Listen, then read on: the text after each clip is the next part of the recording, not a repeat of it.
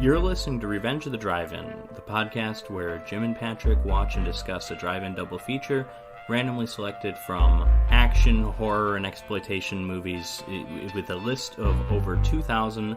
This week, we have Thunderball, the fourth James Bond adventure, as well as Soylent Green, starring Charlton Heston. I am your host, Patrick, and I am joined here by... Jim. Hello, everybody. Hello, Patrick. How are you, buddy? I'm great, and this podcast is brought to you from the Grandma Sophia's Podcast Network. No, I'm good. Thunderball was this first time I've seen it in quite a while. Me For as whatever well. reason, it's one of the James Bond movies that I don't revisit too often, so it felt kind of fresh, kind of new. Because of the Connery movies, this is probably the one I've seen the least. And that's not to say it's the worst, as we've mentioned numerous times on this podcast and over on our Patreon, where we have commentary tracks for the first couple of Bond movies. Diamonds Are Forever is atrocious. I hate that movie, but I kind of love it in a way, too. So, I mean, This is definitely better than Diamonds Are Forever. It's, it's not terrible. What I discovered was I've kind of shit all over this movie on more than one occasion when talking about James Bond movies. Yeah, to like a lot of my other friends, I'm like, Thunderball's the worst. It's such a stupid piece of shit. There's so much underwater stuff going on. Yeah. I think when I was a kid, which is probably the last time I saw this movie, I really didn't like it because it felt really slow. But being an adult and watching it and all the underwater stuff, it's actually really cool. Like, it's all done really well. And I've got a whole new respect for this movie as a Bond movie. All right, well, we may have differing opinions on the underwater stuff because... Oh my goodness. Well, here's the thing. I think it's impressive. And it's horrifically boring to watch. Like, I admire them for what they pulled off in 1965, but my God, it goes on forever. Yeah. So that's really my complaint. I mean, when I think of Thunderball, it's the movie with the underwater harpoon fight. That's kind of the first Aquaman thing that jumps out to me. Or Aquaman 0.5, it predates Aquaman. Aquaman -1. This movie has a lot going for it, obviously. I'm going to say right off the bat, Connery looks like he's in better shape in this movie than he is in the first few.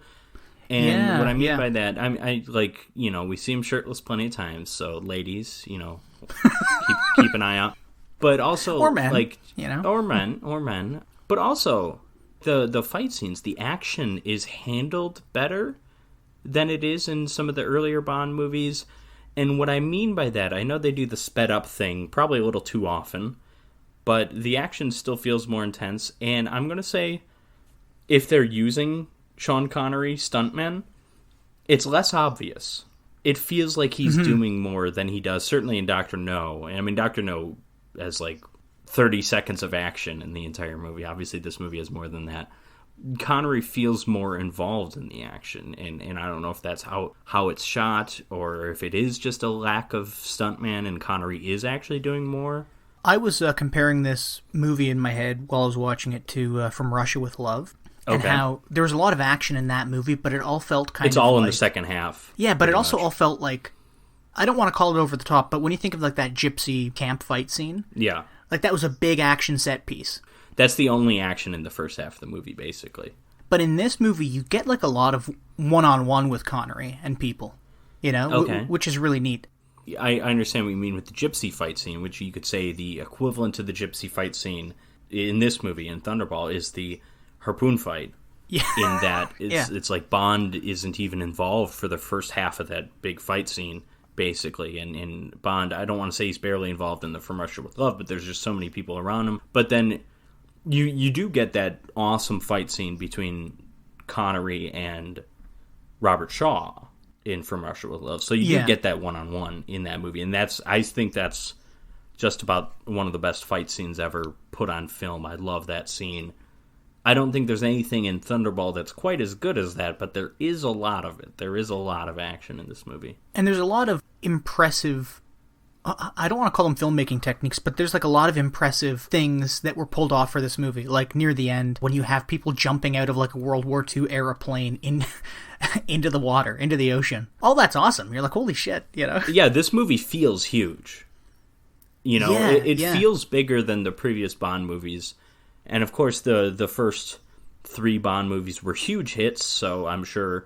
United Artists, MGM, whoever. I don't think it was United Artists MGM bought United Artists I think in like the early 80s. So this was United Artists, but the reason you see MGM in front of all the old Bond movies and stuff, it's just because when they get re-released, because at that point it's owned by MGM, I think.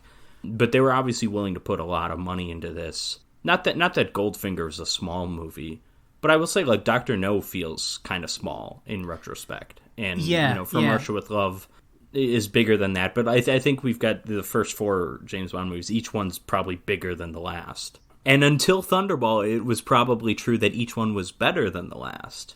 Yeah, I think Thunderball, though it was exciting, people probably liked slightly less than Goldfinger, just because there's so much underwater stuff that just kind of drags. I'm willing to bet in 1965 that was like the most exciting stuff that had ever been on film, but just in 2022, my God. It drags. but it's impressive to see them pull off an action scene on that scale underwater. Yeah, and without the use of CGI. Yeah, you mentioned Aquaman, and Aquaman has all of this underwater action, but it's all CGI. No one's actually underwater, So yeah, it's interesting.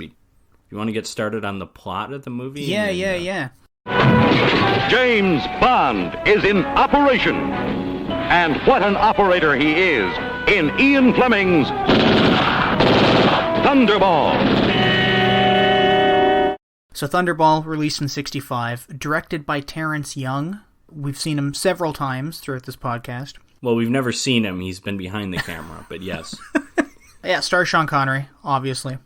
And I gotta say, this movie begins, other than with the very awkward kind of swan pose shooting into the camera. First of all, that is Connery, isn't it? I think it is. I think this is the first time it's not a stuntman, unless maybe Goldfinger. I'd have to go back, but I know the first 2 are definitely stuntmen. That leads into a fantastic opening scene. I totally forgot about this. Bond and this French spy woman are at a funeral for another spy, I guess, that Bond was supposed to kill. Knowing that something is kind of weird, Bond heads to the widow's mansion to console her, I guess, to give his condolences. This feels very Spectre with Monica Bellucci. Exactly, it does, yeah. I think the Spectre is probably taking some notes from this movie. Here, Bond doesn't fuck Monica Bellucci, but he fucks up this person under the veil, because as this woman's walking towards him, he starts giving his condolences, then he just winds up and clocks this person right in the face. This is the inspiration for the famous Austin Powers scene in the beginning of that movie. That ain't no woman. It's a man. It turns out to be a man under the veil. The man that was supposed to have died. So Sean Connery and this man just start... I like how he figured it out, too, because he saw the person, the widow, getting into a car, and he noticed that she opened the door. And it's no woman of higher breeding would have opened the door. They would have waited for a man. It's like, okay, that's pretty clever. Luckily for him, he was correct. They just start tearing apart this like lavish room in this mansion.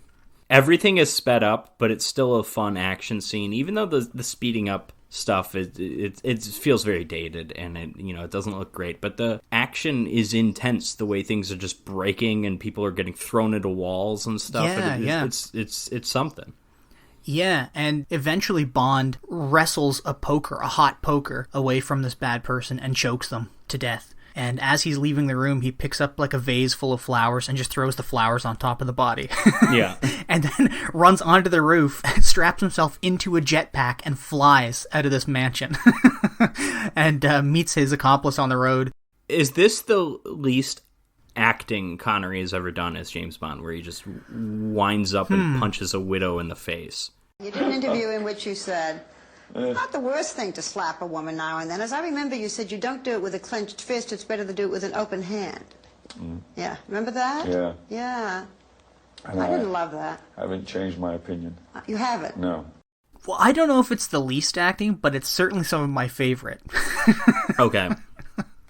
So we got to talk about the jetpack.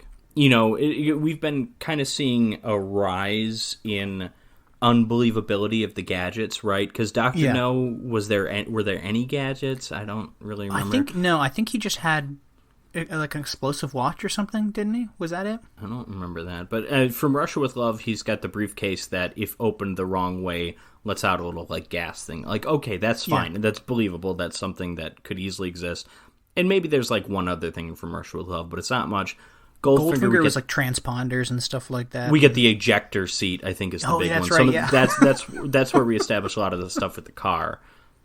Then in this movie, in the opening scene of this movie, the cold open, we get a jetpack. Now, I have mixed feelings on this because I like when James Bond is schlock. I like when James Bond is serious. When it kind of rides the line between the two is when it's a little, my brain doesn't know what to do with the information that I'm seeing. Yeah, because this movie isn't full on schlock, but we get things like the jetpack that are schlock, and more fitting in Die Another Day, which is schlock from more or less start to finish. Actually, not start to finish. That's kind of why Die Another Day is weird, because you see that like James Bond getting tortured and stuff like after he gets captured by North Korea, and it's like, oh my god, this is going to be a really serious movie. And then nope, we've got an invisible car, we've got Pinhead as a villain, and Madonna, and Madonna as the sword instructor. The sword instructor is the sword fight scene is a good example, because that's like a very like realistically handled action scene that relies on stunts, and then most of that movie is just schlock with James Bond windsurfing and all that stuff. Yeah. A lot of people don't like the Roger Moore era because it was more schlock than Connery. I really don't think it was. I think the Connery movies were moving towards a direction of Roger Moore schlock, and I think you could argue this is kind of the first indication of that. The thing is, the schlock suits Roger Moore much better than it does Sean He handles Connery. it better. You're right, because I think there's just Roger Moore's just funnier. He just has a different style of acting than Connery does. Not that Connery's a bad actor, but he just doesn't do as well. Now, Roger Moore doesn't handle the serious stuff as well as Connery, or as well as Craig or whoever. Yeah. A friend of mine, I think it was my brother's roommate, the two of them were watching the James Bond movies. They wanted to, because a lot of them they hadn't seen, and they wanted to watch them like from start to finish. And they're like, okay, Dr. No, From Russia with Love, Goldfinger's awesome. And they watch Thunderball. The jetpack pops up in the first 5 minutes, and they're like, nope, we're checking out. And they took a long break. They took a long break after Thunderball. Maybe even they might have even taken a break during the movie and not even finished that movie. But. Oh man, well, because it's not a bad movie, which is a shame. Like it does, anyways. Well, we'll talk about it later, I'm sure. 007, danger sign for the world's most famous gentleman agent with a license to kill and a license to thrill. Well, after this jetpack escape, we get the Thunderball theme song sung by Tom Jones, perhaps one of the most famous people ever to sing a theme song for James Bond. There's a big list of, Paul McCartney, Adele, Tom Jones, Tina Turner. Yeah, he's top 15 probably. I don't even know if he's top 10. I mean, Paul McCartney's number one, right? I would say among younger people, it'd probably be Adele, but I would put Paul McCartney. No, but he's Paul McCartney. Come on, he's a well, listen, I agree. I agree with you. But Adele is probably top 5. Duran Duran was huge. I would put Tom Jones in like the Duran Duran camp. I mean, was he big? Was he big in the 60s? I don't even know. Duran Duran wasn't around in the 60s yet. Tom Jones, you jackass.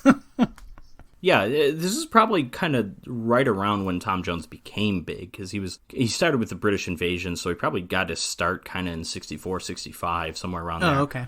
But I want to say I like Tom Jones as a singer. I think he's got an amazing voice, first of all, but also for sure. His style of music, to me, it's so well suited for Bond. He's kind of, I've always thought of him as like the halfway point between like Frank Sinatra, like traditional pop, and like Elvis, the Beatles, like modern pop, rock and roll. He kind of exists in both those realms like equally, where he can, he could almost be a crooner like a Bobby Darin. He was pretty close to being a crooner, really. He was like the English or Welsh crooner. Yeah, but he also released very modern pop music too. So, and I think a lot of the best James Bond songs kind of capture that old school classiness, but with some modern stuff. And it's because there has to be like an old school kind of traditional pop sound to it, just because they always use the instrumentation, the full orchestra and everything. That's why I've always thought, I know I've mentioned this before, but Lana Del Rey got to do a Bond song at some point, because her music that'd be great. Or her like old music, her newer music less so, but her old music very much kind of captures this feeling quite well. But yeah, a good song. Good song. It's not one of the 5 or 6 I usually think of when I think of great James Bond songs, but it is a very good one. I don't know if we've ever spoken about this on the podcast, or if we have in person. When I was younger, I didn't listen to music. Patrick, when you and I met, I was listening to Johnny Cash and playing the guitar. No, remember when we met, I was super into Johnny Cash and playing the guitar, and you were into Bob Dylan playing the harmonica. When I was younger, I just kind of like listened to any music that my parents were listening to. Yeah, I think that's probably most kids, yeah. Well, here's the thing, though. When the Lord of the Rings movies came out, I didn't understand that, like, there were other types of music, sort of. I bought the Lord of the Rings CDs, and I just listened to them all the time. I thought all songs on the planet were, like, 2.5 minutes long. Okay. And then, when I started watching, like, the James Bond movies a lot, I then started, like, listening to all the James Bond songs. And that was, like, the only music I listened to for, like, 6 years was James Bond theme music and Lord of the Rings music. And then I discovered Johnny Cash, and my life exploded. And that was probably around 2010. Spontaneous combustion, okay. Anyways, that's it. That's my whole music story. Well, speaking of music, after the opening theme, we cut to Bond, who's back in England, recovering from his last mission. He meets a man pretty quickly named Count Lippy, I think that's his name, isn't it? He notices that the guy's got like a strange tattoo on his wrist, and he discovers that he's part of Spectre. Bond begins to pay close attention to Lippy. In between periods of sexually harassing women at this spa that he's at. Yeah, exactly. Now, Lippy does try to kill Bond on like this spine-stretching machine. This is another scene that's kind of awful. Oh, like, it's terrible. Yeah, he just kind of gets strapped to this spine stretcher, and there's this beautiful spa worker woman who says, I'll be back in 15 minutes. And then the Count comes and, like, jacks the machine to max speed and stretch, I guess. And Bond just looks like he's humping this table. Yeah, and there's no... And then again, they do this sped up film, and they cut to that angle of Bond's point of view, which is just zooming in and out really which quick, makes you feel nauseous. It's sped up. I didn't feel nauseous. I just felt like watching this scene, you cannot convince me that this machine is capable of killing a person. Oh, yeah. First of all, the machine looks like a sex toy of some sort, right? It does, but 100%. But also, like, there wouldn't be a failsafe. And then even what we actually see happening doesn't really feel like it would be killing him, right? Or like he's... I guess if you stretched... I don't even know how a spine stretching machine would work. I know when he gets off of it, he says, wow, I must be 6 inches taller. So like I guess the implication is that it's just like stretching him, but like, I don't know. It just feels like it's moving him back and forth. Well, speaking of 6 inches, he gets off the machine... No, 3 inches. Oh, Sean Connery. Okay, I thought we were talking about me. Well, he gets off the machine. This woman saves him, this spa woman, and she goes, "Oh my God, I'm so sorry." And he goes, "That could have killed me, you know." And she goes, "Please don't tell my boss. I'll get fired." And he goes, "Oh, well, I know what you can do for me." And this is already after she's rejected him, so he just bangs her in a back room. And he's like, "Oh, good, she's kept her job now." Full on Robert Kraft style post massage. Yeah. I will say when they do the shot of them like in the shower, that's pretty cool. That's pretty neat how they shoot that with the foggy glass, right? Yeah, it's classy. That part's classy. We get sex in the shower in both movies, by the way. Today. We do, yeah. Well, shortly after, I guess Bond finds Lippy and traps him in a steam booth, and I assume he kills him. Yeah, right. We don't see anything happen, but I assume he dies. So yeah, and I love the very, very low tech way of he just blocks the thing with a broom handle. Yeah, puts a broom handle in between the doors so they can't open. Yeah, so I guess he got steamed to death. And he gets Freddy Kruegered. So meanwhile, there's a French pilot named Francois Derval who's killed by Spectre agents, so that another fella, Angelo Palazzi, who's been given plastic surgery to look exactly like Derval, Again, kind of a Die Another Day connection. How it is, you're right. We turn a North Korean man into a white man in that movie. This one, believe it or not, more realistic. So Spectre has given this guy plastic surgery to look like Derval so he can steal an RAF Vulcan jet with 2 atomic bombs on board. Completely logical. The plan is that they're going to ransom these bombs to to NATO and the British government for £100 million sterling, and if they don't get the money, they're going to blow up a couple American cities. Now, at this point in the movie, 2 things are happening simultaneously. So the plan to steal the jet and bombs is already going off without a hitch. Fake Derval has killed everybody on board the plane. He's successfully flown it down to the Bahamas, and the atomic bombs on board have been recovered by Spectre. Bond, he's getting wise to this plan, or that something weird is going on, because he's discovered the real Derval's body being dropped off at the health clinic by Spectre agents. So the next day, Bond and all the 00 agents in Europe are called in for this big important meeting with M and the Home Secretary regarding the stolen bombs. Oh, and I guess Blofeld's in the movie too. Yeah, this is, again, Austin Powers really taking from all the Bond movies. There, he has the scene where he just electrocutes the guy sitting in the seat, like one of his agents, because he apparently stole some money that they got from like a drug deal or something. And then... Speaking of other movies, or going back to Austin Powers, this is, I assume, also the movie where they get the inspiration for number 2 in Austin Powers with the eye patch and everything. Oh yeah, I forgot he has an eye patch. I thought you were just going to say they cast Robert Wagner, and Robert Wagner did in fact murder someone. Oh no! But it's like there's a lot of murder in all the James Bond movies, really. So Robert Wagner, of course, murdered a sister of a Bond girl, allegedly. It's never been proven, but yeah, Natalie Wood, his wife, was Alana Wood, is in Diamonds Are Forever. Oh, that's right. Holy shit. It's Robert Wagner and it's Matthew Broderick, man. I've been obsessed with those guys and just how they got away with it. I guess before we go anywhere else, eye patch guy number 2, his name is Emilio Largo, and he's in the movie a lot from here on out. It was also like his plan to steal the bombs. So after this big meeting with all the 00s, they've all been called to work in on this assignment, and Bond has some posting. I forget what it is. But he immediately goes up to M and he's like, look, I want to go down to Nassau. I want to go down to the Bahamas and work there. And he goes, why? He's like, oh, because the real Derval is dead, and his sister's living down there. And I'm going to get close to his sister. Yeah, and of course Moneypenny's like, oh, it's because the sister is gorgeous or whatever, because it's Claudine Auger. Yeah. They have a picture of her in like a bikini for some reason. Yeah, I know. And so really, the only reason Bond goes down there is because he wants to hook up with this woman. Like that's like pretty much the only reason. Well, I mean, they have no idea that the plane is in the Bahamas or anything. No, but he does have a legitimate lead. But it's also like, you know, if he can get his dick wet, he'll go ahead and do that. In Nassau as well, you know? All over the world. This globe-trotting fucker. Yeah, and fortunately this is Nassau, the Bahamas, not Long Island. Worth noting. Thunderball stars Claudine Auger. Young, beautiful, trapped, could be dangerous.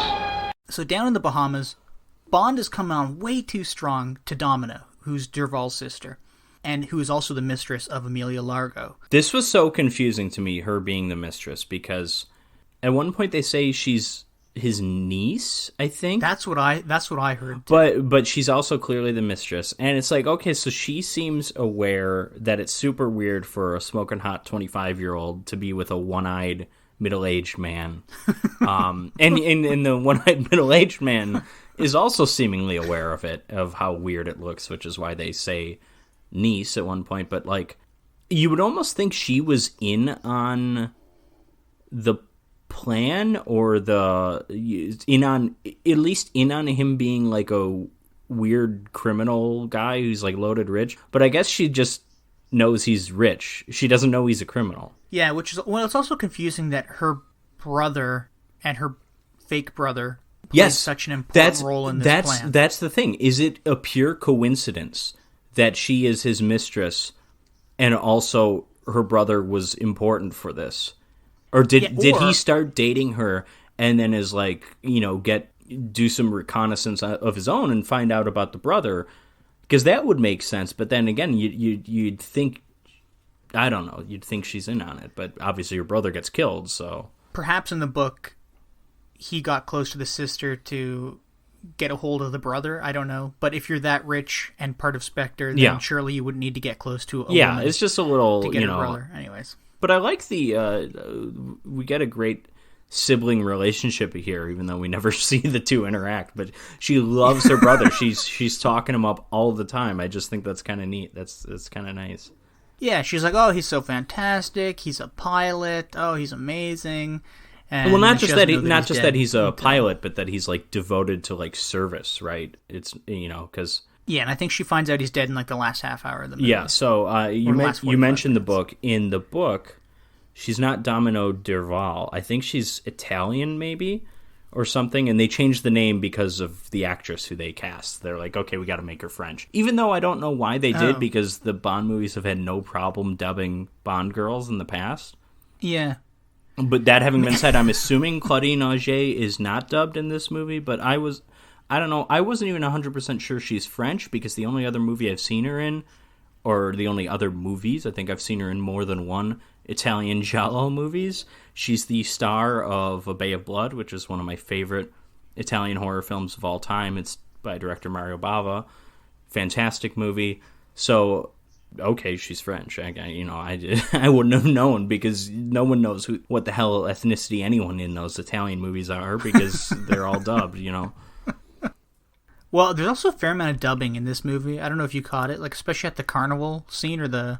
Largo is 100% dubbed. You can tell. Yeah, then like... Which so was Goldfinger. I don't think we talked about that in Goldfinger, but Goldfinger is dubbed as well. Because he was like a German actor. Odd Job is dubbed, okay. How's he dubbed? He doesn't say anything. he says things like, ha, ha. Oh, that counts? But it's not... It's definitely not him, though. I can guarantee it. How do you know that? Well, because like, if you watch, like, his mouth doesn't move when he puts his hand up. Okay. So, like, they just dub him. Yeah, so Bond meets Domino, and after trying to ask her out on, like, several dates all at once, she ultimately rejects him, and he heads back to his hotel room to just try to figure out what he's going to do next. And one of the coolest secret agent things in this movie, or probably the coolest secret agent thing in this movie, and one of the coolest secret agent things from the Sean Connery movies, happens here. So he goes back to his hotel room, and he realizes that someone's been in it. He listens to like this secret tape recorder that was hidden in a book, and he hears that someone entered his room, and he's kind of like deduced by the sound of the footsteps that the person is hiding in the bathroom. And I love the entrance of Felix in this movie, because somebody knocks on the door and it's Felix Leiter, the CIA agent, and Bond opens the door and immediately punches him right in the gut to get him to shut up. And he says, that there's somebody hiding in my room. So Bond makes his way into the bathroom, where the guy's clearly in the shower, and Bond turns the water on super hot. The guy jumps out, and then he smacks the door against his head and like knocks him out. Is this super? I mean, he just turns. I assume it's just super cold, because when showers are starting out. Oh yeah, okay, yeah. Yeah, but anyways, yeah, it's great. And then he just kind of drags the guy out, and he's like, look, go back to your boss.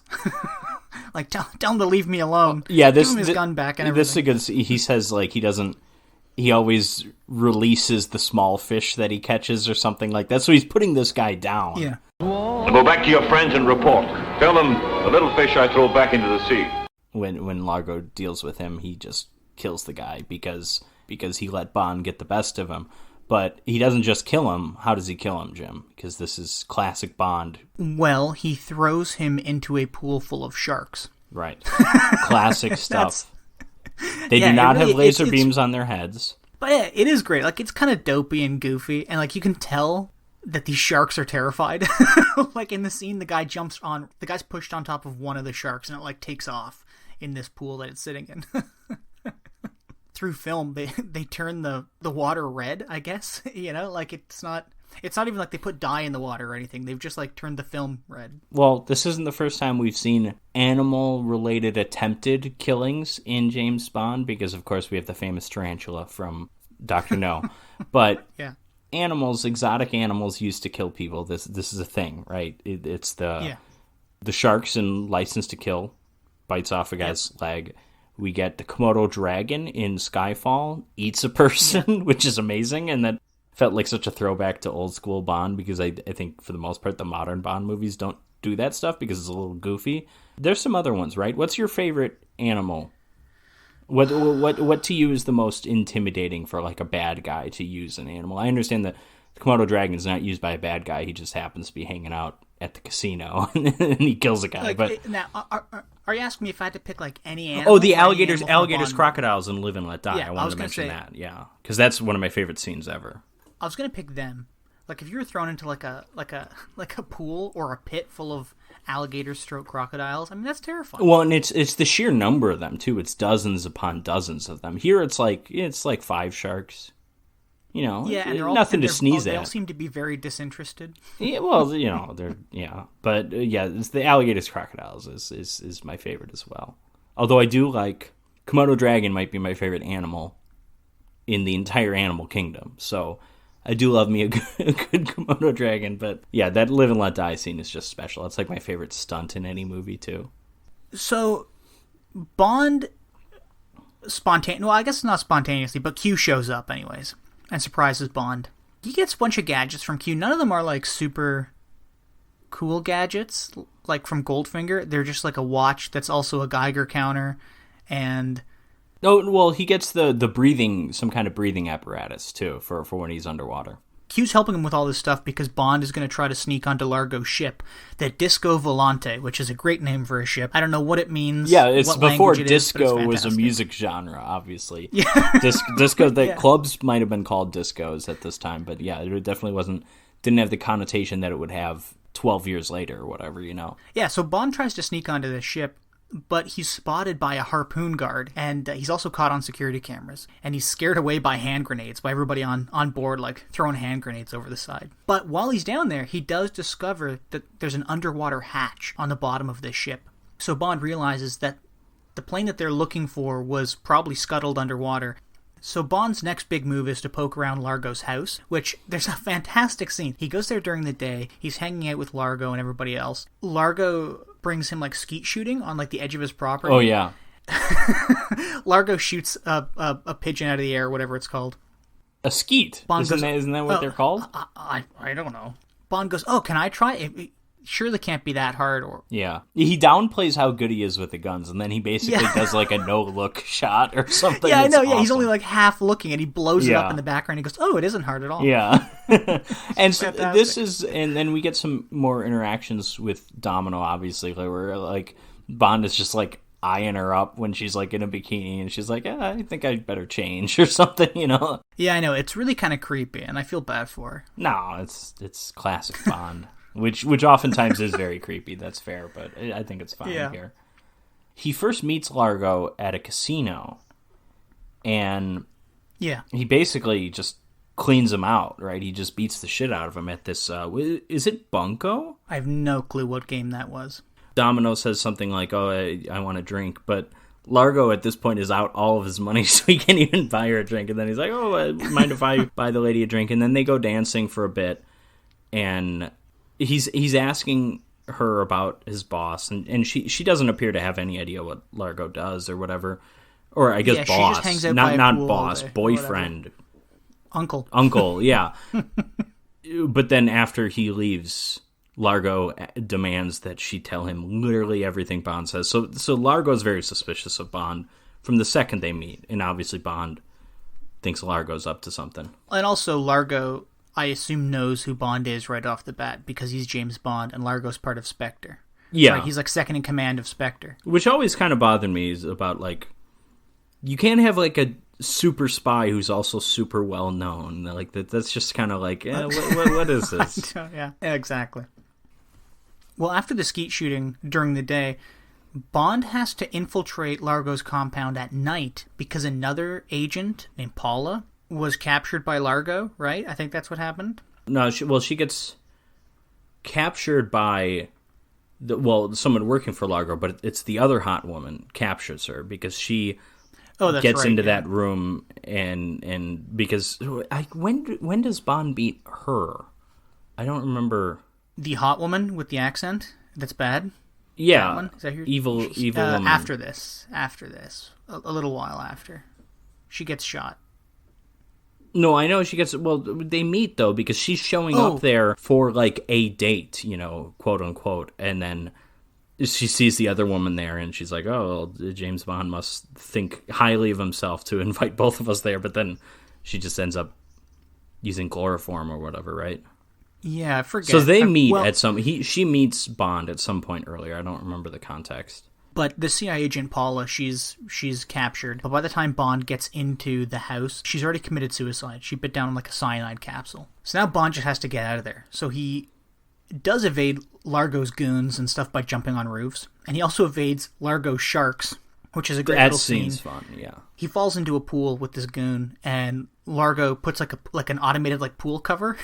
Yeah, they could easily shoot him. They could easily shoot him, but Largo would rather feed his sharks, basically. Then they open like a tunnel stroke hatch leading from the shark pool to the swimming pool. But Bond stabs the goon, and like I guess the sharks are attracted to his blood, so Bond's able to just swim past them. Yeah, and making use of the breathing apparatus that he's been gifted. Yeah. Oh no, I remember when he met that woman, by the way, going back. It's when he had to escape from the ship, and she gave him a ride back to the hotel. That's right, yeah. Yeah. There's so many nice cars and stuff in this movie. How much money do you think it costs to ship these cars to like a random tropical island? You know what I mean? And film there for a month or whatever. You don't think they have cars in tropical islands? No. I think they do. But like, you had like a brand new Mustang. You had a bunch of really like nice cars. There's British money in the Bahamas. You can get that in the Bahamas, even in 1965. Okay. I don't think they shipped a damn thing there, except for Connery's fat ass. Just How kidding. Dare you? He's in great shape in this I already movie. said this is the best shape he's been in so far. Yeah, not diamonds are forever. That's for sure. You can call him a fat ass in that. Oh yeah, he's looking like middle aged and just kind of miserable in that movie. Yeah, poor guy. 007, guarantee sign of prompt delivery, night and day service. So Bond does escape the whole compound, but he gets taken in by this woman, Fiona Volpe, who's this beautiful, attractive woman. I forget exactly how she captures him, but I think it's like they're just sitting in her room. No, he goes back to his room. She sees that she's bathing. Then they have Then they have sex.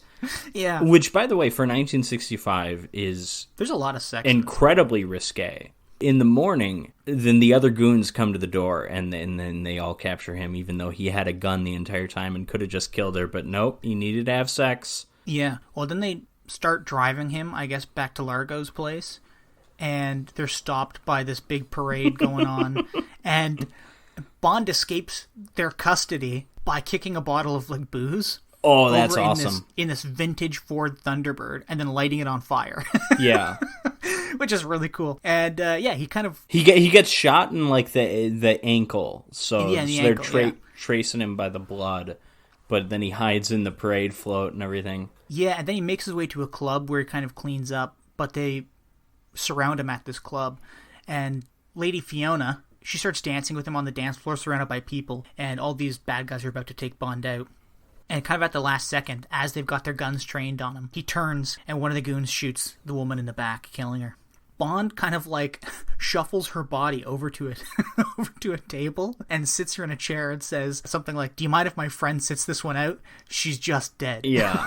Which I love the bluntness of that. Like, usually you would say, I understand, like, just dead, like, she's tired. But, like, usually you would say dead tired, but no, she's just dead. Like, it's like he gave up on saying something. Yeah, he's like, I've had enough for tonight. I'm going home. he gave up on saying something a little bit more clever and is just like, whatever. I mean, even if he had just added tired at the end of that sentence. Well, yeah, because then it's it's the famous Arnold Schwarzenegger line in Commando. Thank you. And do me a favor. Don't disturb my friend. He's dead tired. So by this point, Bond and Felix are running out of time to find the missing jet and the bombs. But by a pure stroke of luck, they stumble upon the jet and all the dead airmen inside, including fake Derval. No, the real Derval. No, fake Derval was the... Oh, did they killed him? The pilot. Yeah, remember they killed him after he landed the plane because he wanted more money. Yeah, also this scene, I'm almost 100% positive they killed a real shark. They're like hanging out in this helicopter, and Bond is like, "Hey, shoot one of the sharks, that'll attract them." Yeah, and I think they shot and killed an actual shark. It's possible. And then also right after this, Bond meets up with Domino, and they do like this underwater sex scene, which is shot really, really well. Oh and yeah, classy. It's neat. They both swim towards each other wearing like their scuba gear. They embrace and they sink down to the seafloor behind like a rock and some coral, and then and then the like bubbles. a bunch of oxygen bubbles come up and float to the surface, which is really great. So now that the plane has been found, Bond needs to find the bombs, and he manages to sneak aboard the Disco Volante as part of like Spectre's bomb recovery crew. He also gets Domino on his side by telling her about her dead brother, because she loves her brother. He also has the awesome harpoon kill. Yes. That's amazing. Friday the 13th Part 3 has nothing on this. Yeah. Yeah, it's so cool. And it does it so, like, smooth, too. You know, he just I know, rolls that's why it's and awesome, shoots yeah. him. Varga's behind you. Really? He must have followed us.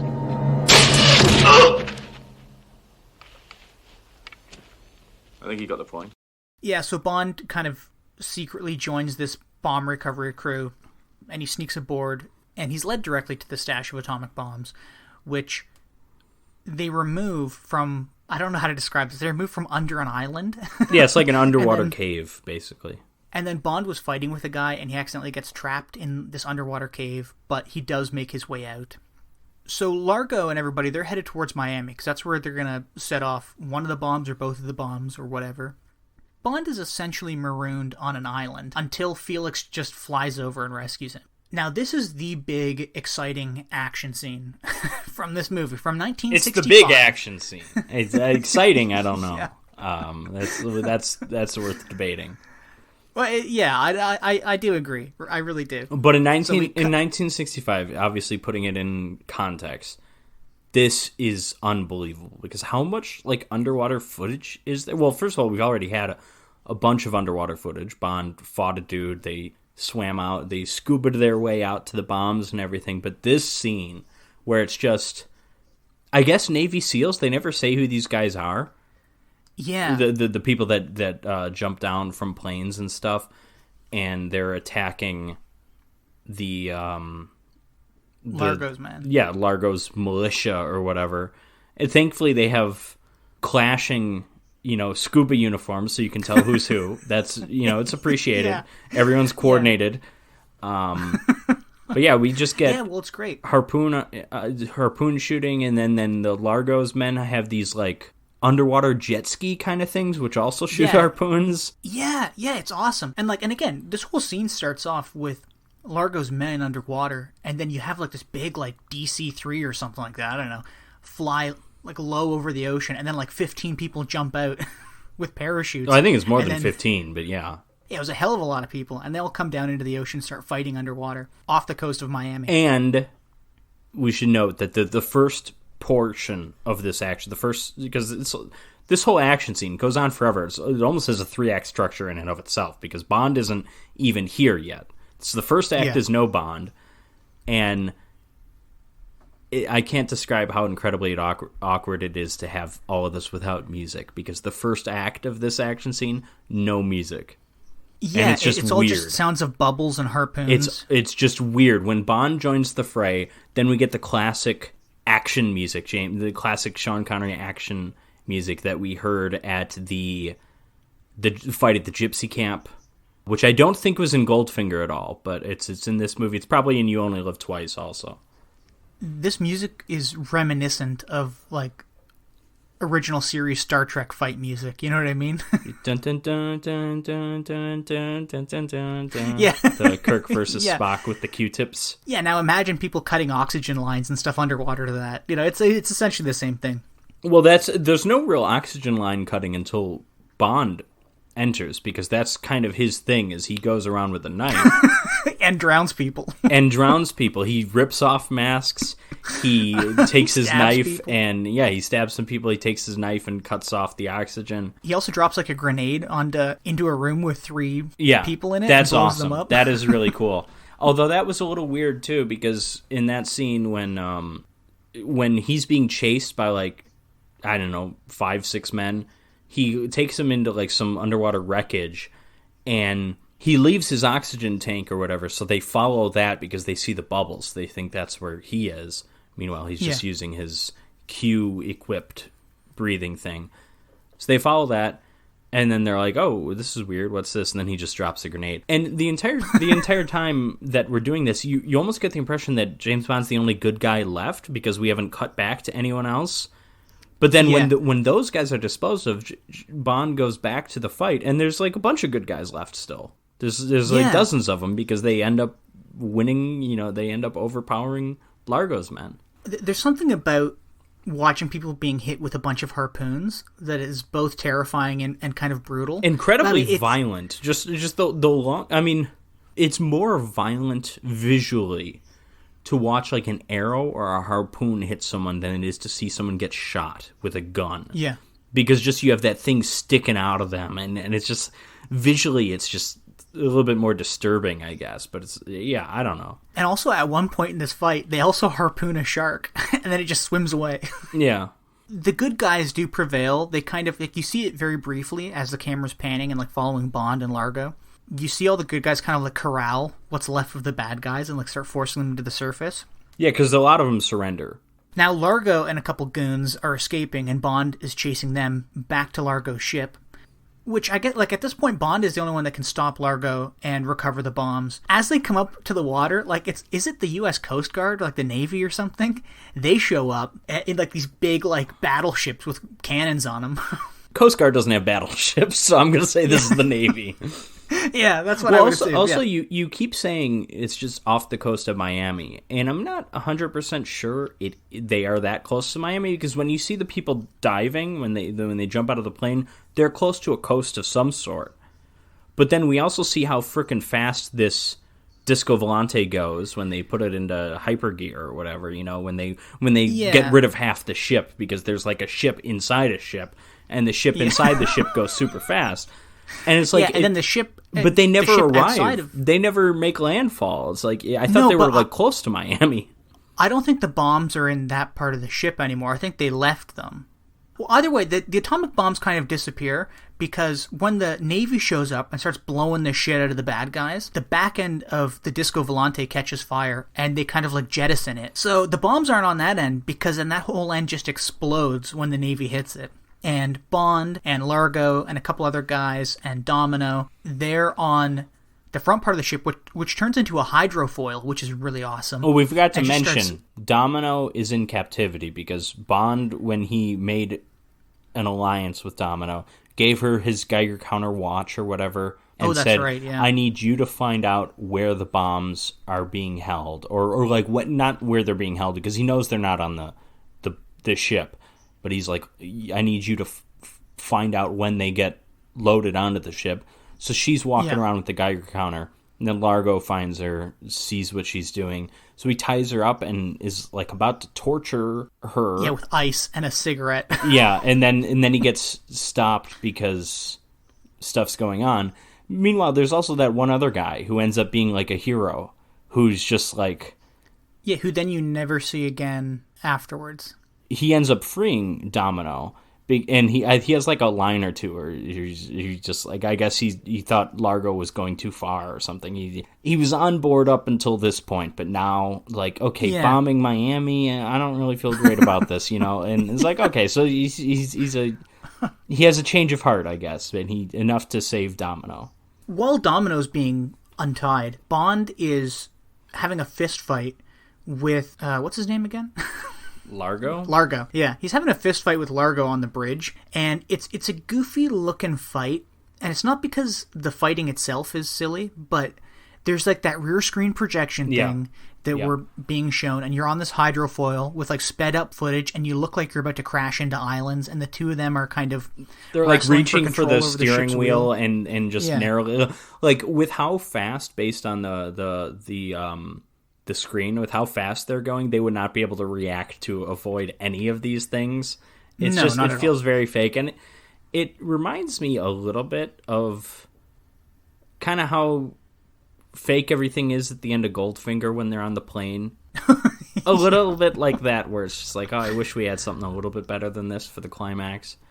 Yeah. Goldfinger, it's that's kind of like a post climax. We kind of already had that's the dessert. We already had our dinner. Here, this kind of is the dinner, so that's unfortunate. Unless you want to say the underwater fight is the dinner, in which case you kind of had a shitty dinner, and now we're just having a dessert a shitty wet dinner. Your dinner that's just boiled in water with no spice because it was made by an Irishman who thinks water is a spice or something, and then here's your dessert, and it's like, okay, the brownie is a little bit overdone. It's a little burnt. Yeah, it is kind of unfortunate. I guess the cool part at the end is like Domino comes up the stairs and harpoons. I do like that Domino saves the day because Domino, it's personal for her once she finds out about the brother. Obviously, not only did Largo have her brother killed, he even killed the guy who looked like her brother. So even if she wanted to back up with her brother again, this other person, and develop some kind of sibling relationship with this guy who's been surgically altered to look like her brother, she never had that opportunity. Shut up.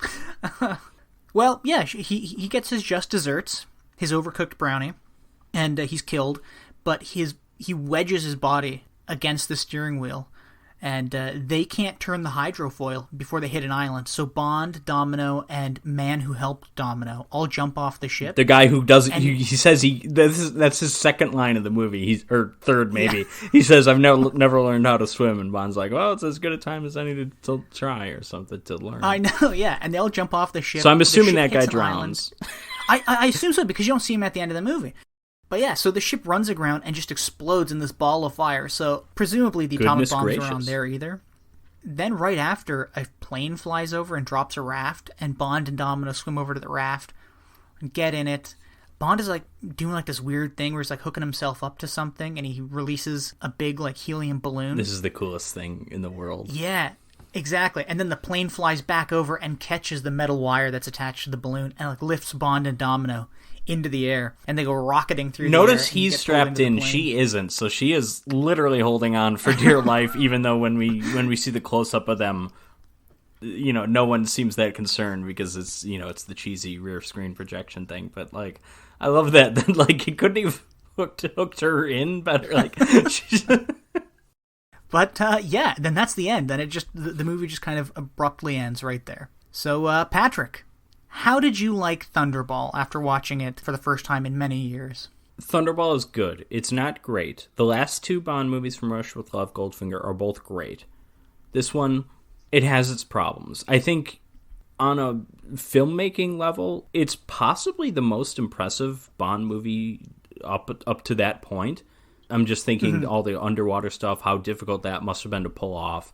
I do think Connery's performance is good. Also, this is the kind of the smoothest Connery's been. He seems like, every now and then you see something on, film Twitter or whatever. I know you don't. You're not on Twitter, but they do. Like, they'll just talk about how, like, modern actors, modern movies, they can show sex and stuff. They can show nudity that you couldn't do in a James Bond movie in the 60s, obviously.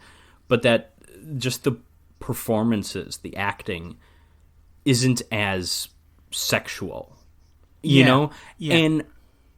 And I'm not saying that I've never, like, felt that or agreed with that, but I will say that the Connery performance here, he just oozes sexuality. In this movie more so than the other ones, I think. Yeah, he also oozes, like, class. Like, he's just so smooth about everything. Well, that's part of it. I think those are related. What sharp little eyes you've got. Wait till you get to my teeth. This guy's just so fucking cool. Every time he's on screen. Oh, absolutely. Well, almost every time. But when he's punching widows, is probably the coolest he's ever been. That was awesome. Yeah, I agree. I think there's a goofiness to that that's awesome, but then it's also like clever how he figured everything out. Yeah, well, the way he like wound up with that too. Yeah, it was just fantastic. But as for the movie, just what I like, because I do like about the movie. So what I really like about the movie, a crazy villain who feeds people to sharks, always appealing. Any kind of goofy animal thing in a James Bond movie, of course, we already talked about that. I think Domino is an excellent Bond girl, probably an underrated one, just because people don't seem to talk about her the way they talk about certainly Honey Rider or Pussy Galore. Pussy Galore, it helps that she's got the name, because you just can't forget that name. Yeah. Or Domino Derval. It's not a goofy sexual pun name, but I think she's awesome. She's in a bikini for like 90% of the movie, like whenever you see her, which is great. But also, like, her character is good. I like that she gets the moment at the end of the movie where she gets to kill Largo, and which saves Bond too. So she's the hero of her own story. She's the hero of James Bond's story as well. That's just kind of neat. I do think a lot of the action is good. I think even the underwater stuff, it's good. It's impressive. It just goes on for way too long. There's like 20 minutes of it. Like, if it were 5 minutes, that would be awesome. There's just too much of it. But overall, I think it is a good movie. Jim, what about you? I remember liking this movie a lot less. Okay. Mainly because of the underwater stuff. On a rewatch, the only part that really dragged for me was when they steal the plane and sink it. No, I mean that's like exposition.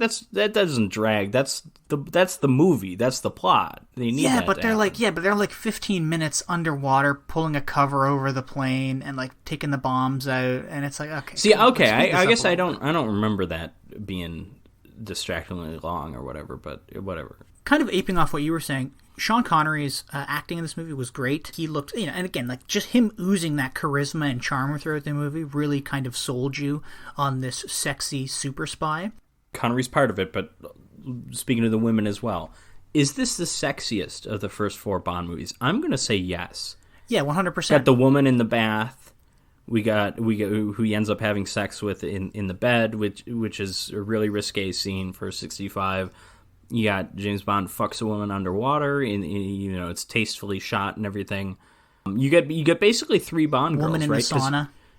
The sauna. Well, no, you get 4 Bond girls because you got the masseuse, you got the CIA agent, who we didn't spend much time talking about. Mm-hmm. Martine Beswick, I believe, is the actress's name. I think it's Molly Peters is the actress who's the masseuse. I don't remember the actress who plays Fiona, but you've got her. Oh, I think it's gorgeous. Luciana Paluzzi or something. Luciana Paluzzi, lovely to look at, murderous to know. And then obviously Claudine Auger. So you got 4 Bond girls for the price of 1. And it's great. Yeah, I also liked how the women in this movie weren't just objects compared to pretty much every other James Bond movie except for Goldfinger. Domino, and then I guess Fiona, because Fiona's the evil woman. And she's like racing this Mustang around. Let's be honest, the masseuse is kind of just an object. Yeah, 100%. We can't really get around that. When he's like rubbing her with like that mink glove. Oh, that's right. We didn't talk about the mink glove. Yeah, super weird. Yeah, Fiona. I really liked how she was portrayed as like this. She's a lot of evil, fun. But she's a lot of fun to watch. This extremely capable woman, like when she's shooting the skeets, I guess, the clay pigeons. Yeah, out of the air. she's awesome. She's a great secondary villain. And then even like the underwater fight scene, I agree with you. It went on too long, but everything that was going on in the scene itself was fun to look at. It was exciting. Like a harpoon battle is cool. Yeah, I guess I just wish we didn't have 2/3 of it. I wish we had 1/3 of what we actually got. It just goes on for too long. And then also the as I mentioned, the first section of that being without music is just kind of weird too. It's not as exciting as it should be. And again, but in 1965, that's probably the most exciting thing anyone has ever seen. I admit that, but it's 2022 now, both currently when we record this, as well as when the second movie takes place, which is kind of neat. But it's just, we've seen just more interesting, more entertaining stuff in Bond movies and in other movies. It's kind of, Yeah, I agree with you. But all in all, I still really enjoyed it. I liked it a lot more than I used to, and I feel bad for shitting on it. I forgot to mention another reason why you don't feel like you see the Connery stuntman as often is because half the movie Connery's in a frickin' scuba suit. It may or may not be Sean Connery. I don't know. That's a big part of it. Yeah, that's 100% true. New York City, 50 years from today. Nothing runs, nothing works. He gave me a quarter of a kilo. But people are the same, and people will do anything to get what they need. What they need most is Soylent Green. All right, so Soylent Green, based on a novel by esteemed science fiction author Harry Harrison. The novel is called Make Room, Make Room. Wait, Harry and the Hendersons? Yes, exactly. That's exactly what I said. The film stars film legend Charlton Heston, as well as film legend Edward G. Robinson in what I assume is his last role. He died the same year the movie came out, in 1973. You know, if it's not his last movie, it's certainly among his last movies. I'm not even sure if he was alive when it was actually released. Mm-hmm. He plays the great role of kindly old Jewish man. I very much enjoy him in this. It also stars a gorgeous woman who I've never seen in anything else, Lee Taylor Young, I think is her name. And it stars TV legend Chuck Connors, who's best known as the Rifleman. And also, if you're a fan of B-movies, horror movies, you will recognize him from Tourist Trap. I mean, don't get me wrong, it's not a great movie, but, like, you know, it's worth watching if you're into some weird independent horror movies. And also, the man who gets murdered in the beginning of the movie. We've seen him before. He is Joseph Cotton, who is Orson Welles' best friend in Citizen Kane, and he is the main doctor in The Abominable Dr. Phibes. So he's the guy with the 60-year-old son in that movie or whatever. You know, remember the guy that's supposed to be like a teenager and he looks like 40 or something? Yeah, so he's that guy. Oh, that's interesting. So yeah, Soylent Green, it takes place in 2022 in New York City, when New York City has a population of 40 million. We established that they're dealing with not only overpopulation, but also a heat wave, or, like, you know, climate change, I guess, the collapse of the ozone layer or something, you know. There's a lot of stuff they don't really, you know, a lot of movies like this would, like, establish a lot of this through narration. Here, a lot of it we just kind of learn visually, which is really appreciated, because when you see Charlton Heston, like, leaving his apartment, there's just bums everywhere on the stairs and everything, like, that's really neat. And then also you see people, you know, when it's Soylent Green Day, which is Tuesday, is you see, like, hundreds and hundreds and hundreds of extras just filling the streets, and a lot of them were, like, wearing masks and stuff, and it's like, okay, so, you know, pollution's out of hand, the ozone layer's out of hand.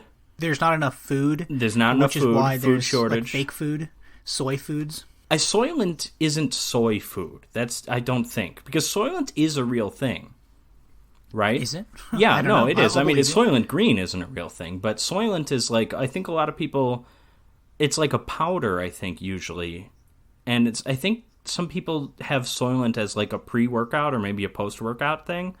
Like, it's a real thing, and I don't think the first syllable is throwing you off. I don't think it's actually soy related. I could be wrong. So, well, I just looked up Soylent, and it says Soylent drinks contain soy protein isolate. Okay. All right. And, so like, I was wrong. Oils and stuff. So first of all, okay, so we have the Soylent Company. This is a very powerful company. They make a bunch of different Soylent things. Soylent Green is their most popular, and it's so popular that they can only sell it, or not even sell it. I'm not even sure if they sell it. I guess they're a big company. They must sell it, but, like, you just see people gathering in the streets to get it. But the Soylent Green is on Tuesday. They also make, like, Soylent Red, maybe Soylent Blue or whatever. Soylent Green is made from sea plankton. And we learned this just on the news, on the television. So we've got Robert Thorne. He's an NYPD detective. He's played by Charlton Heston. He doesn't dress like a detective. He just dresses weird. He's got, like, a little bandana around his neck a lot of times. And he lives with an old Jewish man named Saul. And this is, of course, Edward G. Robinson. So in this future, we have rich people. Not only are they, like, the only people that can get meat, but they all have, like, mistresses in their house, right? And what I think they use the word concubine or something. But yeah, I think so. Cheryl, not Cheryl, Cheryl, weird name, Lee Taylor Young, is the concubine to Mr. Simonson. Mr. Simonson, after he sends Cheryl away to go buy meat, someone breaks into Simonson's home and kills him, but he doesn't just kill him. Simonson lets him kill him. Yeah. Which is interesting. And then so Detective Robert Thorne is on the case. I like when he enters the home, he just starts kind of taking stuff, which kind of just shows the divide between the rich and poor. I think that even this detective guy, you see him just going right up next to the air conditioning and all this stuff, and he steals a bar of soap and just some really neat, some good world building details here. Him and his world are absolutely filthy, sure, compared to the lavish lifestyle that these rich people are leading. Right, he's stealing everything. He takes takes a towel, a decanter of whiskey bourbon or something. Yeah. But he's got questions. He's suspecting this isn't just a burglary gone wrong. He's suspecting assassination, especially once he learns who Simonson is. Because at first, he's asking Cheryl these questions. He's asking the bodyguard Fielding, which is Chuck Connors, all these questions. They, for whatever reason, don't really know what Simonson does. He's obviously rich, but they don't really know, what his thing is. And this is just kind of weird. But whatever, he suspects Fielding. He suspects Fielding did it because he's Chuck Connors and he saw a tourist trap probably. He's a bad guy. But also, he thinks, okay, maybe Cheryl's having an affair, maybe with Fielding. Whatever, he doesn't really know. But so he's got his lieutenant. I don't remember the lieutenant, the actor's name, but he's played by the actor who played Tom Robinson in To Kill a Mockingbird, the black man accused of rape who Atticus Finch defends. I recognize him because he has very, very, very large nostrils. Hey, listen, if you watch To Kill a Mockingbird, his nostrils are flaring all over when he's on the stand, man. You can't not notice it. Simonson. Supposed to look like he was killed when he caught some punk burglarizing his apartment. Well, what do you say? It was an assassination. Thorne has been on the riot squad and he's trying to solve this murder now. This is, again, obviously New York City, 40 million people. There's murders all the time and most of them go unsolved. But this one in particular is kind of interesting because you can imagine, okay, rich guy, this could be politically important to figure things out. And then eventually, though, and this is way later, but his lieutenant tells him to drop it. And at that point, Thorne doesn't want to. Because he doesn't want to get put back on riot squad, because there's riots every day. Yeah. So Saul is Saul's a retired professor who I guess used to do police work too. He's an analyst. They call him a book. But Thorne basically has him help, but he gives him these books, and they were what's it? The Soylent Company oceanographic guide or something. Yeah, Soylent Company Oceanographic Survey. Yeah, and he's here, study these and tell me what you learn. And so over time, they eventually find out that Simonson was on the Soylent Company's board of directors. Then Robert Thorne strikes up a relationship with this concubine, Cheryl, that literally comes out of nowhere. Really kind of weird stuff. Connery could have made this feel more believable, because Connery oozes sexuality a lot more than Charlton Heston, let's be honest. And this is middle-aged Charlton Heston, too. So he goes over to the house. So first of all, we do learn a little bit about how the concubines work. They're basically tied to the house or the condo or whatever. And then now that Simonson's dead, the next tenant is going to come in, and if he wants Cheryl to work for him, he will hire her. Otherwise, who knows what happens to her after that. So yeah, Thorne goes to the condo. Cheryl is having her little hippie party of her friends, who I guess are all other concubines, right? They're just kind of all hanging out, having a gay old time. Then Thorne comes in, and he wants to question Cheryl again. And he's talking to her. They go into the bedroom, and then he just starts taking off his clothes. What the fuck is going on here? Well, first off, the whole scene itself is kind of weird because he just walks in and he starts taking drinks out of women's hands and taking their smokes away and stuff. Well, because he's poor, and that I understand. Poor, but he's just gross. They do go into the bedroom, and as soon as they enter, he says, "Get in the bed." Yeah. And then at first I'm thinking oh, why does he want her to do that? And then a couple minutes of conversation, now he's taken off his clothes and she's fully naked in the bed. He's a hard character to root for. He's a hard protagonist to root for. I don't know what... Yeah, I agree.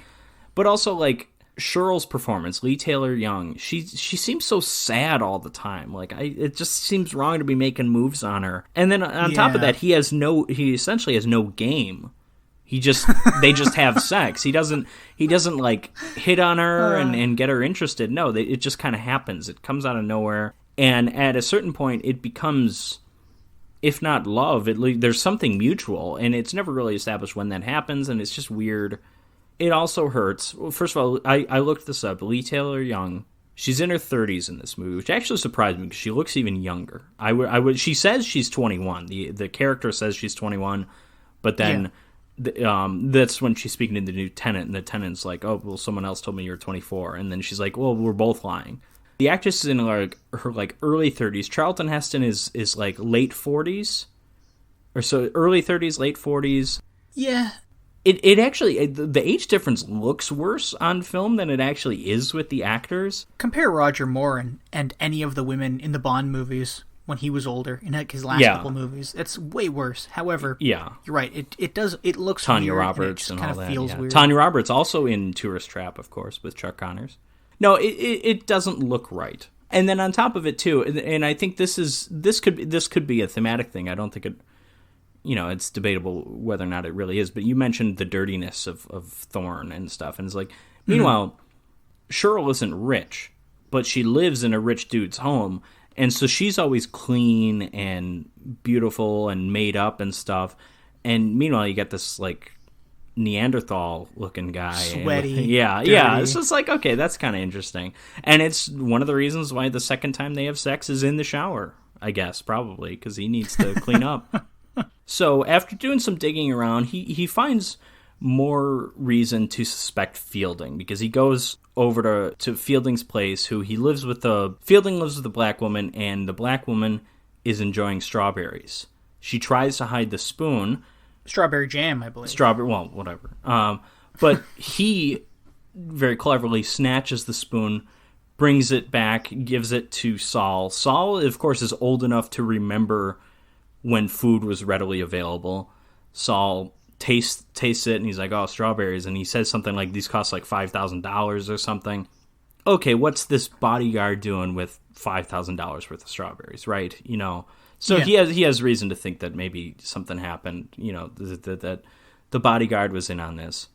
But when the lieutenant wants this case dropped, Thorne gets put on riot duty. This is probably, other than the ending, probably the most famous scene of the movie, when the big riot scene. Everybody's lined up to get their Soylent Green. Yeah, is it Soylent Day? I suppose it is. Yeah. Well, because you can see it on like a shop window, and instead of saying Tuesday is Soylent Day, it says today is Soylent Day. Soylent Green Day, because they have other forms of Soylent. There's Soylent Red, which is not nearly as popular. Yellow too, right? Okay, so a riot breaks out. We got to establish, first of all these like daytime scenes outside, they all have like a slightly green filter with them, which is kind of neat. It looks almost like Ghostbusters. When they would add kind of like a ghosty kind of green gross filter on it, when they're looking at a ghost or something? No, I don't know what you're talking about. But yeah, it's great because there's green, like the Soylent Green, it's maybe not thematically important, but it ties to the title. It keeps green on your mind, right? The entire time. Yeah. And then also everything looks polluted. Like, it just looks disgusting. It's neat. It's like, hell, they were doing this in the 21st century. The Saw movies all have, like, these weird green filters on everything. And it's just like if I had to think of one color that I'd associate with, like, the Saw movies, it's green. It's just because everything looks kind of, like, gross and they just... Yeah, so, I don't know. It works pretty well here. They only do it in the day. They don't really do it in the nighttime, or at least not that I noticed. You just notice it more in the day. But this riot scene, this is like construction equipment. What would you call these things? I would call them modified garbage trucks. It's like a garbage truck or something, or like a dump truck. Okay, but they've got the giant mechanized shovel is the important part. I don't care about them being garbage trucks. Sure, whatever. But it's got like a big scoop on the front. And these are used for riot control. They, at one point, lift up a couple dozen people and just, like, it's neat. But then there is a guy in the crowd who is, in fact, the assassin that killed Simonson. And he is going after Thorne. Thorne at this point has noticed or suspected that he's being followed, but he notices this guy. This guy attacks Thorne, shoots him in like the ankle or like the lower leg somewhere. And then there's a bit of a fight that breaks out. He gets shoved to the ground, the assassin, and then he gets crushed by this mechanized shovel scoop thing, which is amazing. It is, yeah. It's a very, very fun scene. Also impressive just with the amount of, the sheer amount of extras in the scenes like this and in the outdoor daytime scenes is just neat. I really appreciate that. They do chaos really well in the movie, and just like big scenes of chaos, whether you're like in a church full of like bums or like in the apartment building with a bunch of people sleeping on the stairs, which it just looks chaotic. And the whole riot, it's just like a huge scene of movement and people, and it's hard to kind of focus on one thing. And you feel chaotic just watching it. You feel homeless watching it. Yeah. Yeah, singing a leather lazy boy watching this movie, I felt really homeless. No, but okay, so we got to talk about the church, because at one point, Cheryl describes what Simonson was like in like the last couple of weeks, and she says that like, oh, he stopped touching her, he seemed distant, and she recalls going to church with him at one point. And it's important, we see this when he goes to the church. The church is basically no longer a place for rich people. The church, I don't even know if they have services anymore. It's just, the churches are basically just homeless shelters, and they're just overcrowded. And so it seems significant that this rich guy Simonson goes to a church, right? Thorne speaks to the priest that he had spoken to, and since he had spoken to him in confession, the priest can't tell him anything that he said, obviously, even with him being dead. But at the same time, he seems shaken up by something. This priest really seems bothered by something.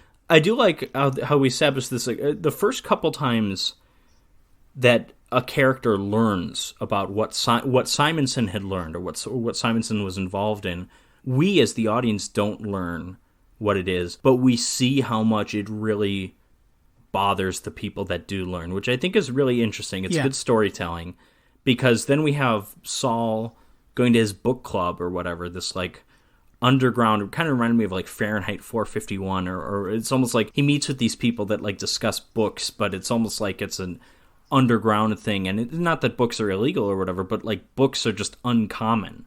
So like the only people that care about books are these old people, because you see in his book club, which is just what I'm going to call it, I guess, it's just with like 85-year-old women basically, and Edward G. Robinson, who I don't know how old he is, but he looks like he'd be in his 80s. Why are you laughing? I don't know. It's just, I don't think he is in the movie. I bet he's in his 60s. Dude was in Little Caesar in 1930 or 31 or something. Holy shit. You know when he was born? When? 1893. Yeah, fuck off. He's in his 80s. So he was 79. He was 79 when he died. He's in his 80s, basically. He looks a bit like Orson Welles, by the way. Wine commercial Orson Welles. He's got that look to him. He does, yeah. Just less bloated. The French champagne has always been celebrated for its excellence. So, studying the books, and these books, of course, are the Soylent Oceanographic Survey, but they figure that Simonson had learned something he shouldn't have learned, and that's why he was killed. But again, we don't really establish what it is that he learned. But again, this really, really bothers Saul, excuse me, because it's short for Solomon. Simonson, board of directors of the Soylent Corporation, murdered because he discovered the secret of Soylent Green. Detective Thorne, he's got to find out what Simonson knew. So then, having learned this, whatever information this gentleman has learned, Saul then goes to an assisted suicide center, which is actually mentioned a few times earlier in the movie. I think they call it like going home or something, and I think he says like, oh, I'm so old, like, I could go home any day now or something, and it's an assisted suicide thing.